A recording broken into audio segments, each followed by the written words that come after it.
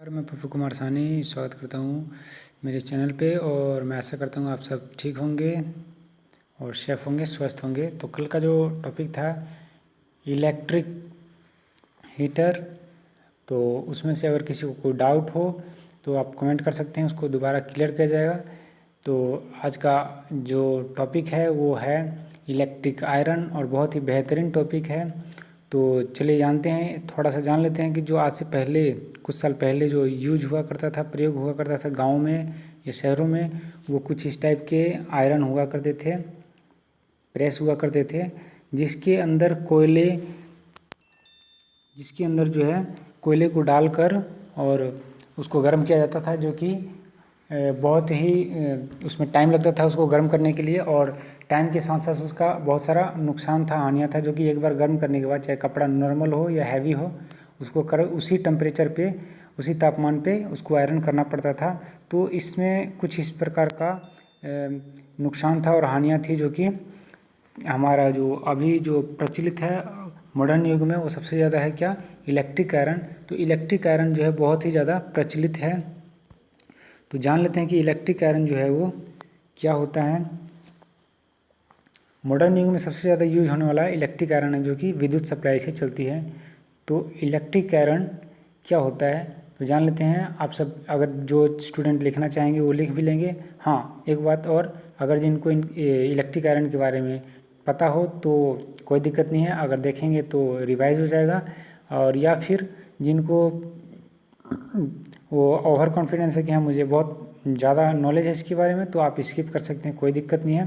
But जो नहीं जानते हो कृपया ध्यान से देखेंगे एक एक कंपोनेंट्स के बारे में और उसके पार्ट्स के बारे में, किस मटेरियल का बना हुआ है, कितना साइज़ का है, क्या क्या उसके अंदर मटेरियल यूज किया गया है, ठीक है। थर्मोस्टेट स्विच किस प्रकार काम करता है उसके बारे में जानेंगे हम लोग। तो सबसे पहले इलेक्ट्रिक आयरन क्या होता है।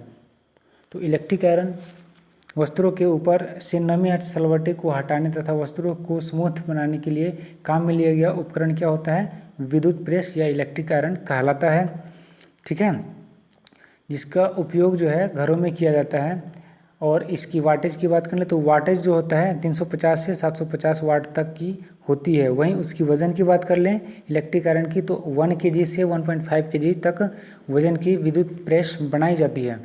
तो क्वेश्चन ये आता है कि इलेक्ट्रिक आयरन डिस्कवर कब हुआ था, किसके द्वारा खोजा गया था और किस कंट्री का वह पर्सन निवासी था। तो अमेरिका के हेनरी डब्ल्यू शिले के द्वारा 6 जून 1882 में इसकी खोज हुई थी।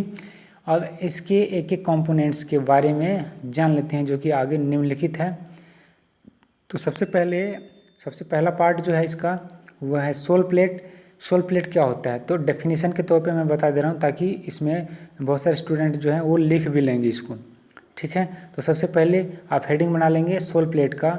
सोल प्लेट जो है वो कुछ इस प्रकार है, उसका मैं फिगर भी आपको दिखा देता हूँ। सोल प्लेट जो है वो कुछ इस प्रकार है।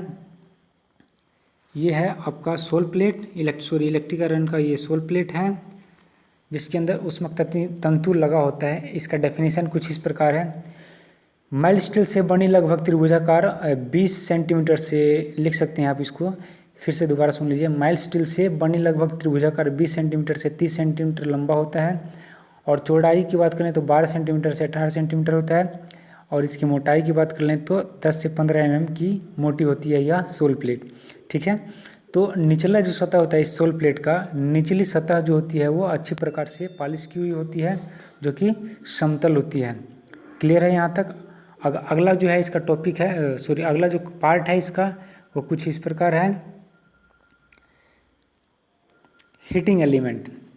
तो हीटिंग एलिमेंट क्या होता है तो जानते हैं, नाइक्रोम की चपटी तार से, ठीक है। जो हीटिंग एलिमेंट जो धातु होता है, मटेरियल होता है, वो क्या होता है, नाइक्रोम की चपटी तार को अभ्रक के त्रिभुजाकार टुकड़े पर लपेटकर बनाया जाता है। तंतु के सिरों से तांबे की 2 पत्तियों लगाई जाती है, ठीक है। यहाँ तक क्लियर है। आगे जो है, तथा एलिमेंट को अभ्रक की 2 त्रिभुजाकार शीट के बीच रिविट कर दिया जाता है। जो इसके अंदर जो होल आप देख रहे हैं इस फोटो में, वो जो होल है वो उसको रिविट करने के लिए इस होल को इस अभ्रक की शीट में किया गया है। अब ये अभ्रक का शीट जो क्या है, 2 टाइप का होता है, 2 होते हैं अभ्रक का शीट, जिसके बीच में हीटिंग एलिमेंट इंस्टॉल किया जाता है, लगाया जाता है, ठीक है। अगला जो पार्ट है वो अगला जो पार्ट है वो है प्रेशर प्लेट। ठीक है, तो प्रेशर प्लेट सबसे पहले हीटिंग एलिमेंट पर एस्बेस्टस की त्रिभुजाकार शीट लगाया जाता है तथा इसके ऊपर कास्ट आयरन या माइल्ड स्टील से बनी एक प्रेशर प्लेट कस दिया जाता है। सोल प्लेट में चूड़ी युक्त होल होता है जिसे बिना हेड बोल्ट अब्लिक नट के कस दिया जाता है। एक बार फिर से सुन ले, प्रेशर प्लेट जो है सबसे पहले उसके ऊपर क्या लगाते हैं, एस्बेस्टस प्लेट लगाते हैं और फिर उसके पश्चात आयरन या माइल्ड स्टील से बना एक प्रेशर प्लेट कस दिया जाता है जो कि सोल प्लेट के ऊपर लगाया जाता है। ठीक है, अब अगला जो पार्ट है इसका वह पार्ट है हैंडल। तो हैंडल जो आप लोग इसमें देख पा रहे होंगे, हैंडल की परिभाषा और इसका मटेरियल जान लेते हैं। वैसे पदार्थ जो अचालक लकड़ी, प्लास्टिक, बेकेलाइट का बना होता है जिसके द्वारा विद्युत प्रेस को चलाते हैं हैंडल कहलाता है। यहाँ तक क्लियर है। आगे जो है यह सोल प्लेट प्रेशर प्लेट के ऊपर बोल्ट नट्स के द्वारा कस दिया जाता है। ठीक है, तो ये हो गया हमारा हैंडल। और अगला जो पार्ट है वो है ढक्कन, जो कि कवर है। वो कवर जो है वो कुछ इस प्रकार काम आता है। प्रेशर प्लेट तथा सोल प्लेट के ऊपर लगे उपकरण को ढक्कन द्वारा बंद कर दिया जाता है ताकि मानव संपर्क में न आए और मानव सुरक्षित रहे, इसके लिए ढक्कन लगाया जाता है। ठीक है, तो ये हो गया हमारा ढक्कन। अब जो अगला पार्ट है वो है क्या, अगला जो पार्ट है वो है सॉकेट। तो सॉकेट क्या होता है जान लीजिए। विद्युत प्रेस को विद्युत सप्लाई से जोड़ने के लिए एक सॉकेट हील के पास लगाया जाता है जो कि संयोजक पत्तियों में कसा हुआ होता है। उसे क्या बोलते हैं, सॉकेट बोलते हैं, जो कि इलेक्ट्रिक आयरन के अंदर उसके साइड में सोल प्लेट के जस्ट ऊपर लगा हुआ होता है। ठीक है ना, वो हो गया सॉकेट, हैंडल के जस्ट बगल में होता है।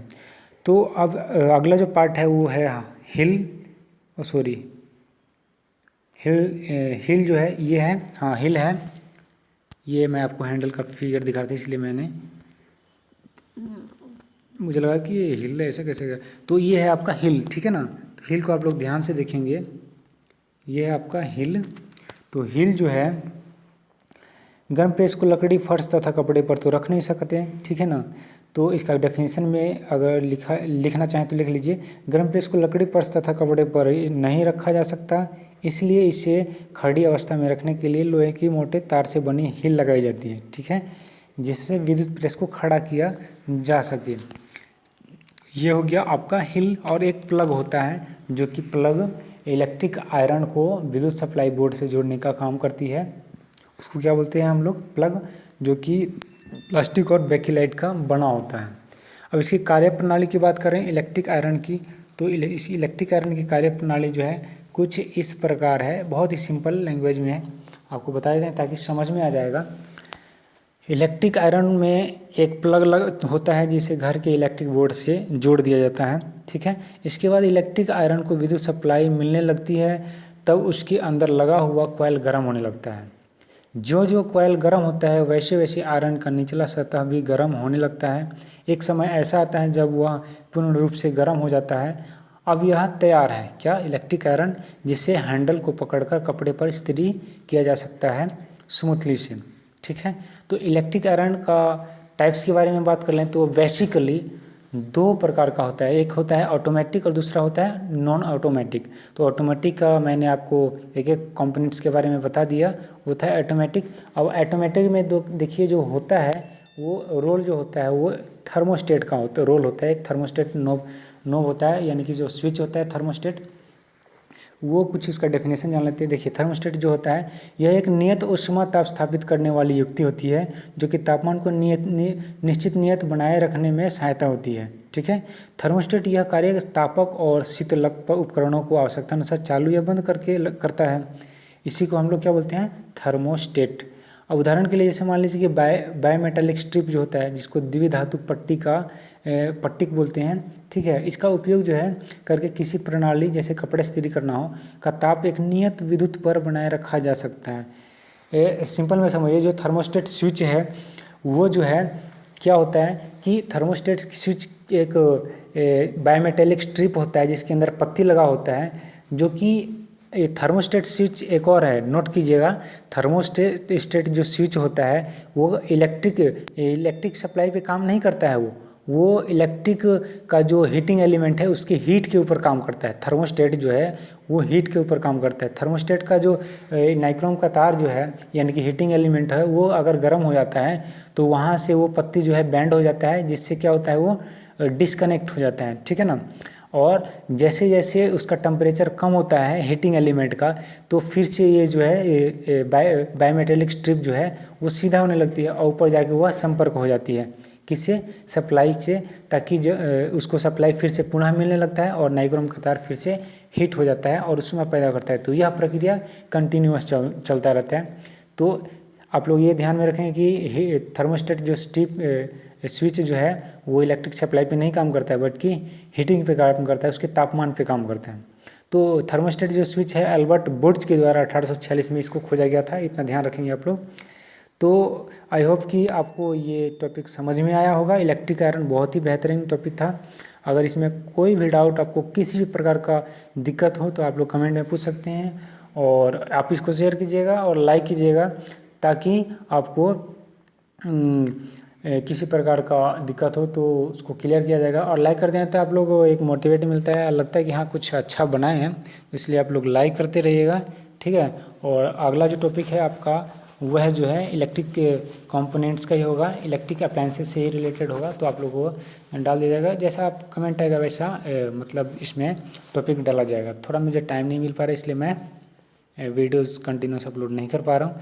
तो जय हिंद, जय भारत। और हाँ, एक बात कहना चाहूँगा, आप लोग जहाँ हैं वहाँ सेफ रहिए, स्वस्थ रहिए और अपने फैमिली को भी स्वस्थ रखिए और ऐसा करने के लिए बोलिए, ठीक है। सरकार द्वारा चलाए गए नियम निर्देशों का पालन करें ताकि हम लोग और हमारा देश बचे। So thank you.